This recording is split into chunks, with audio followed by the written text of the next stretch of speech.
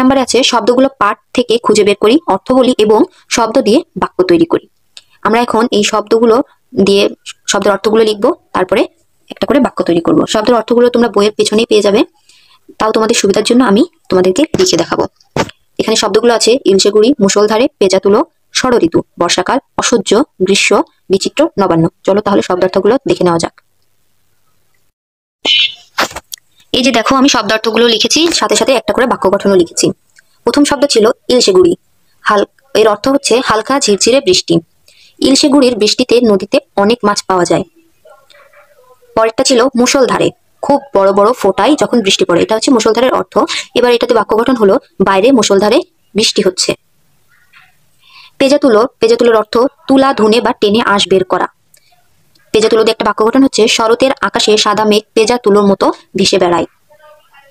ষড় ঋতু, ষড় ঋতু অর্থ হচ্ছে 6টি ঋতু। বাক্য গঠন হলো ষড় ঋতুর দেশ বাংলাদেশ। বর্ষাকাল, বর্ষাকাল অর্থ হচ্ছে বৃষ্টির সময়, বর্ষাকালে নদীতে ঢল নামে। অসহ্য, অসহ্য অর্থ যা সহ্য করা বা সওয়া যায় না। অসহ্য দিয়ে বাক্য গঠন হলো গ্রীষ্মের দুপুরে অসহ্য গরম পড়ে। এবার আছে গ্রীষ্ম, গ্রীষ্ম অর্থ গরমকাল। বাক্য গঠন গ্রীষ্মকালকে মধুমাস বলা হয়। বিচিত্র অর্থ নানা বর্ণ বিশিষ্ট, বিস্ময়কর। যেকোনো একটা লিখলেই হবে। বাক্য গঠন আমাদের চারপাশে বিচিত্র পেশার মানুষ বাস করে। নবান্ন অর্থ নতুন ধান কাটার পর অগ্রহায়ণ মাসে অনুষ্ঠিত একটি উৎসব।